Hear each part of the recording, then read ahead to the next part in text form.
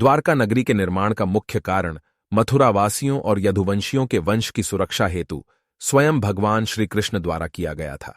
द्वापर युग में एक बहुत ही शक्तिशाली जरासंध नमक एक राक्षस राज करता था। उसकी 2 पुत्रियां थीं, जिनका विवाह अति क्रूर राक्षस कंस से हुआ था। भगवान श्री कृष्ण द्वारा कंस का वध किए जाने के पश्चात उनकी दोनों पत्नियां अपने पिता जरासंध के पास वापस गईं और झूठ बोला, पिताजी, कृष्ण ने कंस को अनुचित तरीकों से मारा था और हम तब तक संतुष्ट नहीं होंगे जब तक हमारे पति की मृत्यु का बदला नहीं ले लिया जाता। इसलिए जरासंध ने अपने दामाद की मौत का बदला लेने के लिए कृष्ण को नष्ट करने की कसम खाई। उसने मथुरा पर विजय पाने में मदद के लिए दुनिया भर से राक्षसों की एक विशाल सेना खड़ी की। इसके बाद जरासंध ने मथुरा पर बार बार आक्रमण किया और हर बार उसने बड़े पैमाने पर मृत्यु और विनाश किया।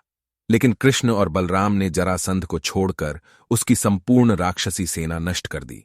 जरासंध ने मथुरा पर 17 बार आक्रमण किया, किंतु हमेशा की तरह उससे पराजय ही मिली। जरासंध का एक ही उद्देश्य था, मथुरा और यादव वंश को नष्ट करना। भगवान श्री कृष्ण समस्त नगरवासियों को किसी दूसरे सुरक्षित स्थान पर पहुंचाने का निश्चय किया और ये सुझाव अपने दादा श्री राजा उग्रसेन के सामने रखा। महाराजा उग्रसेन ने भगवान श्री कृष्ण से कहा कि कृष्ण, यदि आप युद्ध के मैदान से भाग गए तो आपको हमेशा रण छोड़ या युद्ध के मैदान से भागे हुए व्यक्ति के रूप में जाना जाएगा। इस पर भगवान कृष्ण मुस्कुराए।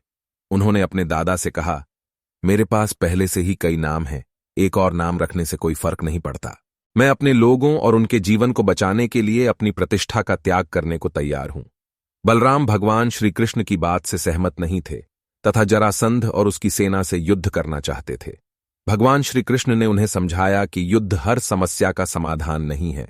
अगर युद्ध हुआ तो कई लोग मारे जाएंगे और मैं ये नहीं चाहता कि ये सब मेरे कारण हो। जरासंध पहले ही 17 बार आक्रमण कर चुका है और तब तक करता रहेगा जब तक सफल नहीं हो जाता।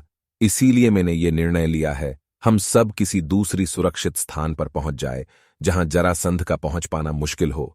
भगवान श्री कृष्ण का ये निर्णय सभी लोगों द्वारा राजी खुशी स्वीकार कर लिया गया। राजा उग्रसेन को आश्चर्य हुआ कि इतने कम समय में एक नया शहर कैसे बनाया जा सकता है। जब मथुरा के नागरिक सो रहे थे, भगवान कृष्ण ने देवताओं के वास्तुकार विश्वकर्मा को बुलाया और उन्हें समुद्र के भीतर सुंदर द्वारका शहर का निर्माण करने के लिए कहा।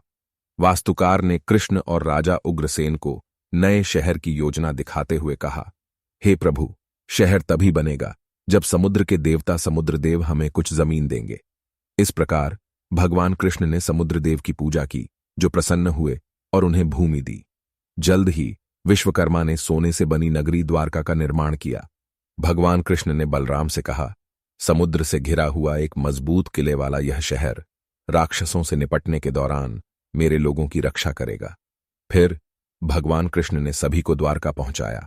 सुबह जब वे उठे तो वे समुद्र के मध्य एक सुंदर नगर में रह रहे थे।